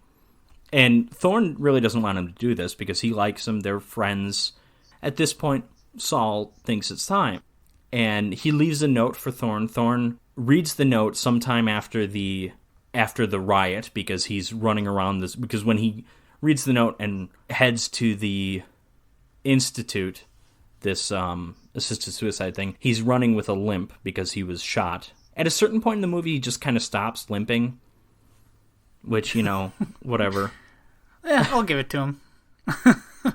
He gets there. He's too late to stop it, but he's at least taken to the observation room where he can see what Saul sees. And what they do here with the assisted suicide, it's kind of interesting. I guess they poison him or something, but they try and make it as peaceful as possible. They ask him when he enters, what's his favorite color and what's his favorite genre of music, what's his favorite type of music. He goes with orange and classical. Yeah. But he specifically says light classical. He doesn't want any of that hardcore classical stuff coming on, But, Jim, I gotta ask you, if you go to an assisted suicide thing, what color and what music? Ooh, color, it'd be between green and yellow. I might pick yellow. And Mr. JC, the man upstairs, Johnny Cash. Okay.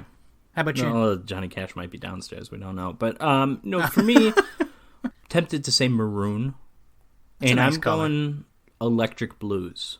Give me that Chicago blues kind of sound. I love rock music, but I don't want to tell them rock music and then they play Queen. And it's like, oh, that's the last thing I have to listen to? It sucks. I don't want Queen or Rush coming on, so I feel like blues is a safe option for me. Now, it's a shame you don't get to pick the pictures that you're looking at. You know what I mean? Yeah, that's another thing that I'd have no interest in my last sites being. First of all, these sites are pretty, but I'm not letting my last sites be anything that were in the United States. I'm not going out on that note. Because a lot of it's beautiful landscapes, and we see horses running around these hills. I get the impression some of them are up in, Alaska, the Pacific Northwest somewhere, British Columbia maybe, I don't know. But it's just on this big screen, and he's watching it, and eventually with Thorne there, he's communicating with him because they have these little voice channels or whatever, and he's asking him, Thorne, can you see this? And he's like, yes, and he's remarking at how beautiful everything is. And Edward G. Robinson, this is his last movie, give or take. What a way to go out! And I don't mean that as a joke. This is first of all, we see him die in this movie, which is a little kind of weird because he did die.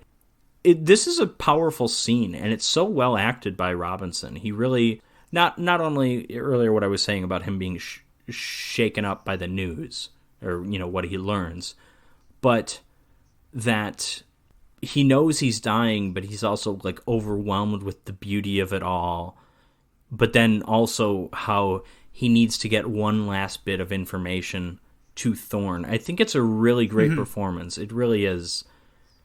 And then it's also, again, going back to the clever storytelling of how characters learn stuff and we see how it affects them, but we don't learn it yet. We kind of get more of that where he's telling Thorne, but the voice is kind of cutting in and out, so we don't hear everything.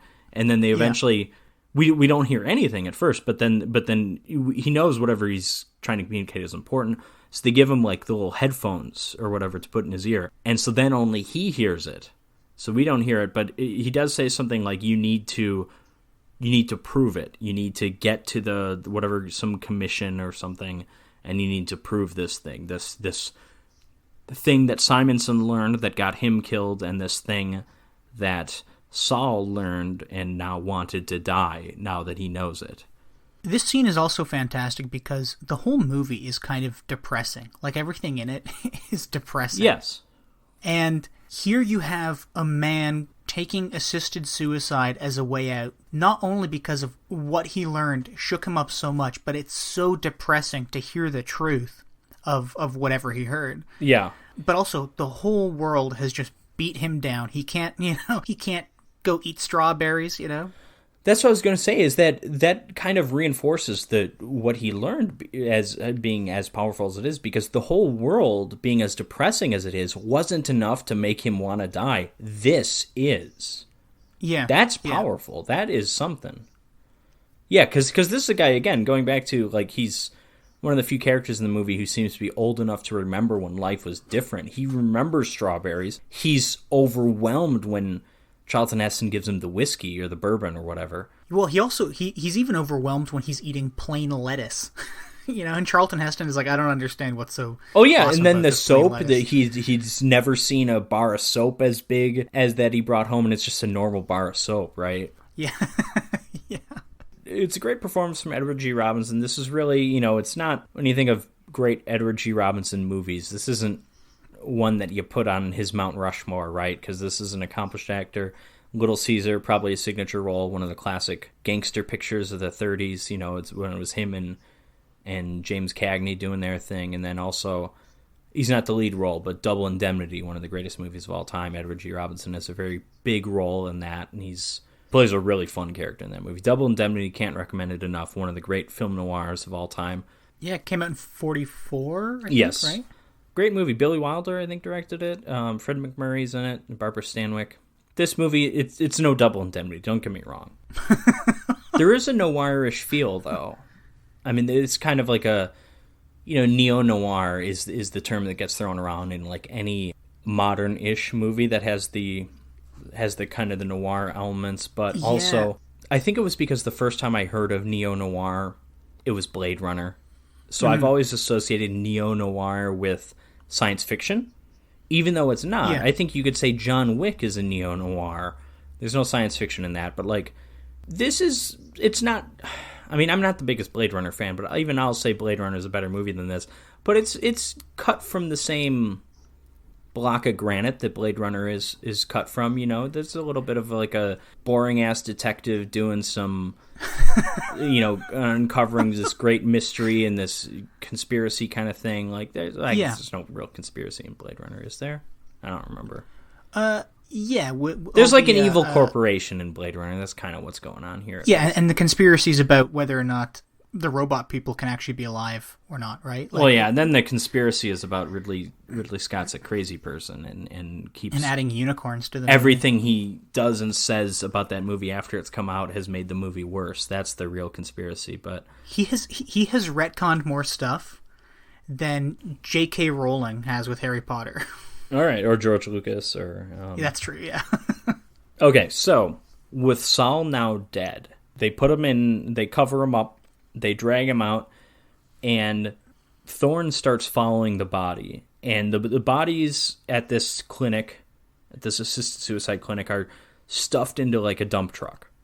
And Thorne jumps onto that dump truck and follows it down to like some plant where the bodies are dumped onto like a conveyor belt and eventually taken into like a pool of water. So Thorne starts investigating around.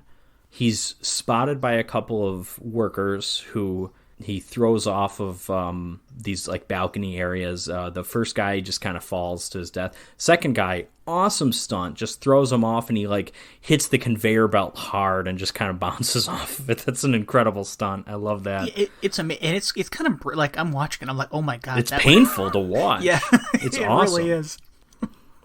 He does some digging around and he finds that something's going on with this Soylent Green, right? Because the Soylent Green, it's coming out in like these squares, these green squares, and they're coming out of this conveyor belt that seems to be connected with the pool where the bodies are being dumped. Yeah. So Thorne leaves and he goes back to his home, but then he sees sketchy looking men waiting outside his home. So instead he calls Cheryl. First and Cheryl mentions that, I've been, the new tenant is interested in keeping me, but she's like, but I would rather live with you because I'm in love with you. And I'm like, when did this happen? But Thorne is like, no, go with her, because he's thinking, these people are going to kill me or something. Like, no, that's good, that's great. I'll never see you again, whatever. I'm 30 years older than you anyways. I'm going to die soon. Then he tries to call his lieutenant, and as he calls his lieutenant, that's when the men notice him and start chasing him. There's a shootout that breaks out. He kills a few people, and then he gets shot in the back when he's running by a cemetery right outside of the church, and he gets shot by none other than Fielding, Chuck Connors, who's not wielding a rifle, instead just a pistol here. The little change of pace for the rifleman himself. The pistolman. And then Thorne gets into the church. And again, as we said earlier, the church just covered in homeless people, right? So he's trying to hide there, and then Fielding gets in, and he's following the blood. He's also looking around. None of the homeless people are like waking up from the gunshot noises outside, which you could say it's a mistake, or you could say that's just how frickin' violent the city is, that you're kind of used to it. I choose to believe the latter. Then a woman gets up, notices Fielding going around with the gun, and she tries to like get away because she's scared, but then she like trips over something, makes a noise. Fielding turns and shoots her, thinking it's Thorne. So Fielding has just killed an innocent homeless woman, and then he finds Thorne and they fight, and eventually, and then again, this is a neat fight too, just because the amount of homeless people there, where they're just like, you know, there's all these bunk beds and stuff, and just like everything, it's messy. It's what you were saying earlier, is chaos. Thorne eventually finds a knife and stabs Fielding in the stomach, killing him, but he has already been, or was he shot again in the church? I don't remember if he was shot outside. Was he shot again? He wasn't shot. No, he got shot at when he like dove on like a couch or something and flipped it over. Right. So the police turn up, including the lieutenant, who we, I guess this church is right next to the 14th precinct or something like that. But the lieutenant shows up, and they're getting to Thorne. Thorne's like, "Oh, did I get him?" You know, the other guy, Fielding, and they're like, "Oh yeah, you got him all right." And they start to like cart him away. But then he's like, no, wait, you got to tell everyone. Like, he's apparently, what everyone learned was that the sea levels are too low, that there is no longer plankton enough to make Soylent Green. And what he has learned at the, you know, at the incinerator plant, whatever, the sanitation, he's learned that Soylent Green is made from dead people. So that's, of course, the famous line where he's just being carted off. He's screaming, "Soylent Green is people." Listen to me, Hatcher. You gotta tell him Soylent Green is people! We gotta stop him somehow! And that's more or less how the movie ends. And I think it kind of ends ambiguously, too, because, okay, he's gotten this news out to the lieutenant, but the lieutenant earlier told him to drop the case, so is the lieutenant being paid off by the Soylent Company? You don't really know if this message is going to get out beyond where it's getting out here. And, of course, you know, Thorne might be dying. He's been shot in the back. You know, I think it's very ambiguous as to whether or not the problem is solved, or will be solved, I should say. Yeah, well, I mean, earlier in the movie, the lieutenant was sitting with somebody from the Soylent Company, right, who was paying him to drop the case. And we also learned that the guy running for, is it governor or something? Yeah, there's some political stuff going on. Yeah, is also probably part of the Soylent Company, because he ran a company with the dead man. What was his name again? Simonson. And you're right, at the end of the movie, it's also ambiguous whether Charlton Heston lives or dies, because the camera zooms in on his hand, and then it cuts to the same flowers that you saw in like the assisted suicide. And I think that goes, that implies that they force him into assisted suicide, potentially, because we do get the flowers and the nice calming classical music as the credits roll. Yes, potentially that he's gone the way of Edward G. Robinson, both in real life and in this movie. So, Jim, what did you think of Soylent Green? I'm not going to say it's like a fantastic movie. I like it a lot, but it's definitely a movie I think everybody should see at least once. The way they depict the disgusting conditions of humanity and like society, and the way they juxtapose it with the lives of the ultra rich, is really, it just makes you think a lot, even when you're watching the movie, about like all the political stuff that's going on now. And again, not to get too political with this, but it's set in the year 2022, and obviously there are some things that are absolutely crazy and ridiculous in the movie, but a lot of it isn't like that far off. Yeah, Charlton Heston uses a payphone. We didn't point that out. He calls Cheryl on a payphone. Yeah, or like all the cars that you see that are like burned out or broken down are all from like the 60s and 70s. I was going to say, you don't freaking see cars. Do you ever see a car move? No, you don't. You only see cars in like this weird, like at the beginning of it. Yeah, because the criminal gets in the car to get hired by, and he gives him like a crowbar, which is what he kills Simonson with. But they get in a car, the car's not moving. And then, exactly. And then we see the obviously the mechanized dump trucks. Like we don't see civilian vehicles. Like no. Every car we see is like owned by a business or something. You know, we don't see any individually owned cars. Yeah, it's just a really, neat movie that makes you think about your own society that you're living in. You know, and I think that's why people have kind of clung on to this movie for such a long time. And also, like, the twist in it is pretty good as well. Yeah, and then obviously the twist... So, Charlton Heston, of course, in a couple of classic science fiction movies with twist endings. This one, the movie itself isn't as well known as Planet of the Apes, but every single person who knows about the movie knows the twist, because... That's the famous line, is Soylent Green is people. That was the first thing I knew about this movie. Oh, yeah, 100%. I had never heard of this movie, and I was watching, I don't know what network this aired on, but the AFI's 100 Years, 100 Movie Quotes, and that line was one of the 100 greatest movie quotes, and I had never heard of Soylent Green, and so it's like, okay, the only thing I know about Soylent Green is Charlton Heston's in it, and Soylent Green is people. Soylent Green That's is people. Yeah. Yeah, it's a great movie, though. But you do kind of wish you could watch it for the first time not knowing that.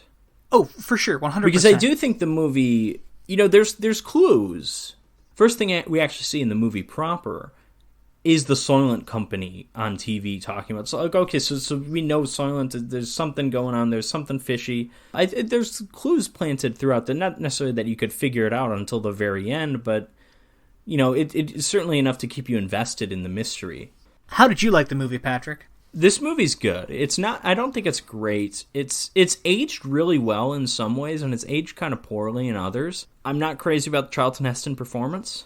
Yeah, but also because he's pretty off-putting as a character in the movie as well. He's not an easy character to root for, but even the performance is just, you know, it's not the best. And then, you know, next week, I already recorded this episode, but I talk about Planet of the Apes with my friend Sean, who was featured on our Godzilla Raids Again Killing American Style episode. And we talked at length about Charlton Heston as an actor, and he and I kind of had differing opinions. Charlton Heston can be very good.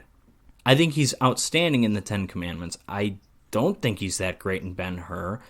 And I'm going to put this in kind of the Ben-Hur category, where it's like, in 1973, this might have been considered a good performance, but it's just, I don't know, it hasn't aged well. I think the Edward G. Robinson performance is legitimately good. He's the most compelling actor in the movie. I kind of wish he had more screen time. No, I think the movie's aged pretty well in some of its message. Obviously, you know, New York City is not a city of 40 million people, but...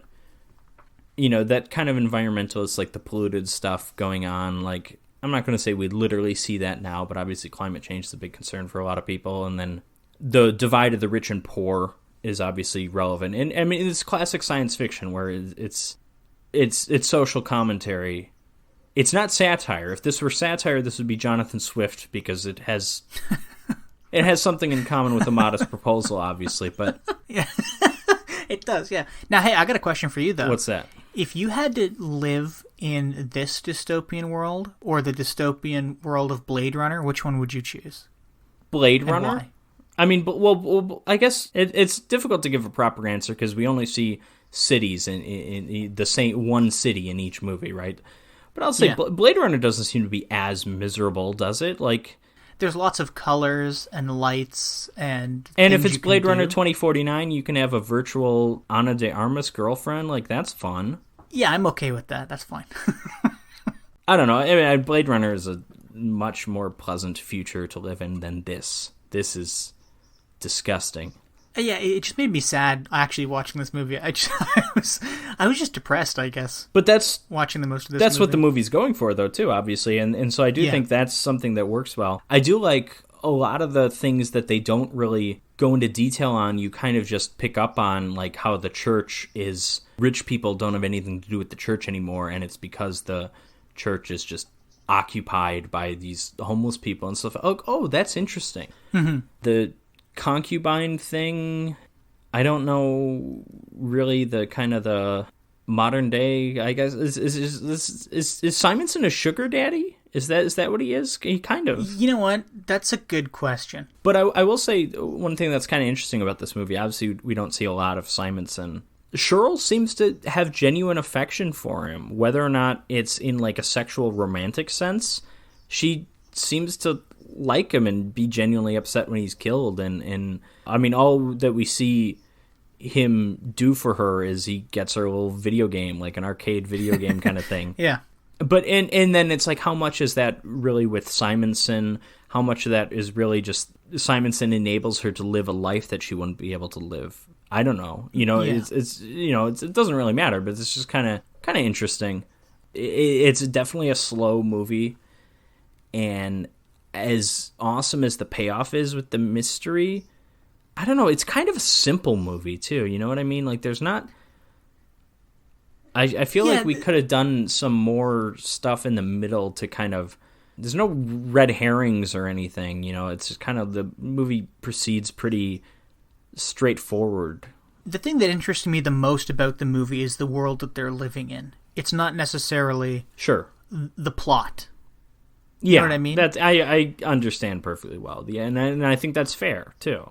But I also think, as for the world, I'm gonna bring up, was it Land of the Dead, the 2005 Romero zombie movie? Oh yes, yeah. That's very much about the divide between the rich and poor. This pulls that stuff off way better than that does. Like, I've seen movies try and do something like this world that just doesn't work as well as it does here.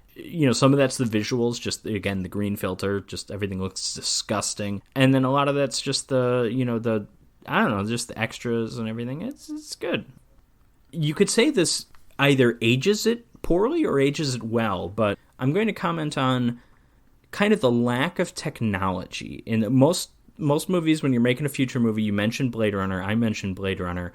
Back to the Future Part 2 is kind of the movie that I always think of, and then like Star Trek, it's like, okay, a lot of those movies, they'll have like technology things, and those things will come to be, or maybe they won't, but they're kind of interesting. Yeah. Back to the Future Part 2, you got the hoverboard, you got... That's the only one I can think of right now. Oh, you get the mini pizza that the microwave that's just hydrates, because there's you sure can hydrate a pizza. There's some stuff like that. They got the video screens, the talking screens. Back to the Future Part 2 has Zoom basically. Yeah. Yes, there's some other stuff, and then Blade Runner, flying cars. I guess Back to the Future Part 2 is flying cars too. Blade Runner 2049 virtual girlfriend thing. Yeah, hologram stuff. And of course, I'm forgetting Blade Runner robots. That's kind of the big one. Androids or whatever. I keep forgetting the important stuff. And then this movie, no real technological advancements. Notice he uses, it is a payphone, but it's also a cordless payphone. So that's pretty spicy for 1973. That's something. Yeah. That's kind of it, though. But I do think that makes it not age poorly, in the sense that there's nothing, you see in this 2022 that hasn't come to exist yet. Because that's like Back to the Future Part 2, flying cars. 2015 came and went, we didn't have those, and a lot of people are like, oh, that's kind of disappointing. Like, whatever, it's kind of funny to look back, like, oh, they thought we would have flying cars 30 years in the future. I also think Back to the Future Part 2, it's science fiction, but it's not Isaac Asimov or Philip K. Dick kind of science fiction. Like, there's not as much thought put into it as like the world of Blade Runner, I don't think. But it is kind of like, oh, you see a payphone. Like, we don't even have those, and those have been gone for a long time. It's like, so I don't know. They don't overshoot their boundaries in terms of, they don't get too aggressive with the scientific predictions. It remains very grounded. It and remains very relatable. Grounded. Also, with the lack of technological advancements too, I think could point to the world of the movie is that this world is just horribly overcomplicated or horribly overpopulated, and just progress came to a halt. I think that could be the world that exists in this movie, Yeah.